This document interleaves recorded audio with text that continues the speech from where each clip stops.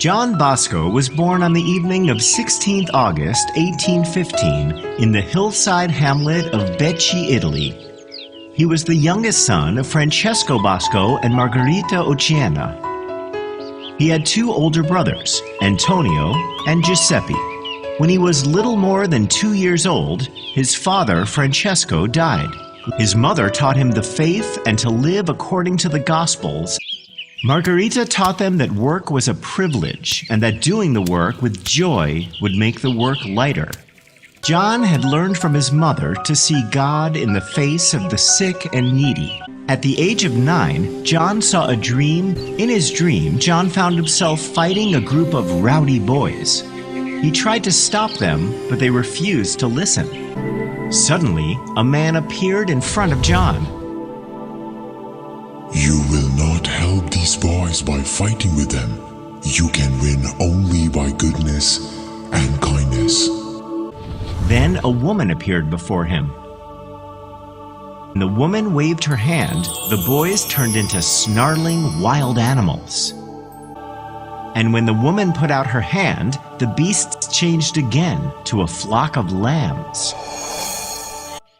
In the next few days, a carnival took place in the nearby hills.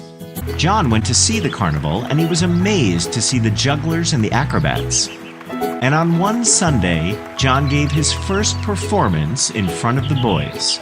He jumped on a rope he tied between two trees and started walking on it. Games and the prayers started reforming his little friends. They were inspired by John and started going to church regularly.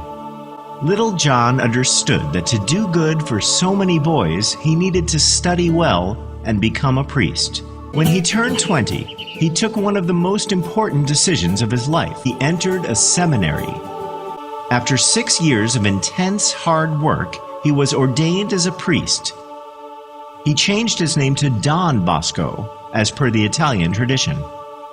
Now, Don Bosco was finally able to dedicate himself full-time to the abandoned boys he had seen in his dream. The most dramatic moment came when he visited the prisons. He was shocked to see many boys aged between 12 and 18, all healthy and strong inside the prisons. He took a decision to do whatever it takes to prevent the boys ending up in prisons. Don Bosco met the first boy on December 8, 1841. He took care of him. 3 days later, there were 9. 3 months later, 25, and in summer, 80. They were pavers, stonecutters, masons, plasterers who came from faraway places. Every Sunday, they would meet in a different spot, a city church, a cemetery chapel, or an empty lot. Don Bosco would hear their confession and say Mass for them. An hour of religious instruction would follow, plain, homely talks coming from the heart and embodying the solid truths of the faith. Then the priest would take his gypsy band into the country for an all-day outing of games. In the autumn of 1853, Don Bosco came to a decision. He started shoemaking and tailoring shops in the oratory at Veldaccio. After these shops for shoemakers and tailors, Don Bosco built other shops aimed at training bookbinders, carpenters, printers, and mechanics. 6 shops in which the privileged place was reserved for orphans, the poor, and totally abandoned boys.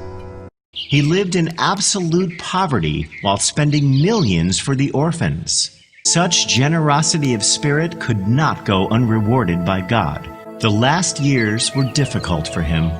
He was old and tired, but he kept up with all the activities of his Salesians, inspiring them to greater achievements for youth. I go to my rest. I shall not get up again. Do not ever forget these 3 things, my sons.